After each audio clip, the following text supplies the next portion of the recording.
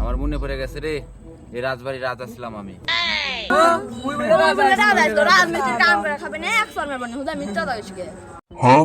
আমি জানি তোরা বিশ্বাস করবো না।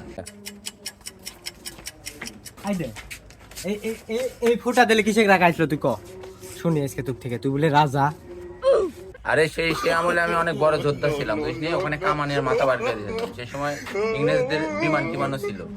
বিমান আসার সময় আমি কামান দিয়ে যাইতাম, ডাইরেক্ট আমি নিজ হাতে করে ফায়ার করতাম, বুঝিস নি?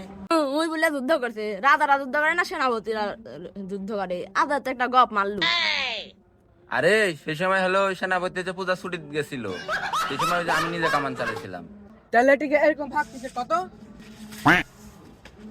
এটা আমার সিংহাসন ছিল। চন্দ্রকুমার সেনাপতি, এটা করো। মহারাজা এগুলা ফোটা কিসের? এগুলো ফুটা আমার সেনা সদস্যরা এখান থেকে পেশাব করতো। তাহলে তোর রানী কোন রুমে ছিল? চ তোর রানী রুম দেখা চ।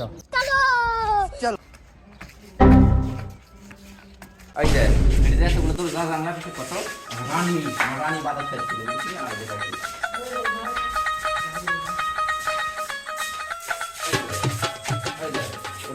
তাহলে ডিভোর্স কি করছে? তুই বলে রাজা, তাহলে ডিভোর্স এই যে ওটা বরকি না, ওটা পুরো জন্ম ছিল ঘোড়ার খামার।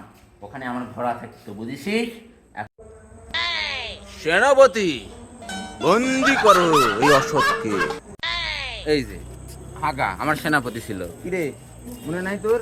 পুনর্জন্মের কথা ক, আরে ক, আমার কথা বিশ্বাস করিচ্ছে না? সেনাপতি ছিল না? সেনাপতি হাগা, বন্দি করো এই অসৎকে। তুই কিন্তু আমার মন্ত্রী আসলি, কত টাকা মারিস আমার? তোর টাকা মারার জন্য আজকে রাজবাড়ি এই দশা, এই দেখ সব সুইটা মোটে উঠে যাচ্ছে। তোর মধ্যে চোর, তুই তো জানিস না মন্ত্রী একটা পুণ্যজন্মে মন্ত্রী ছিল। সত্যি আমি মন্ত্রী আসলু?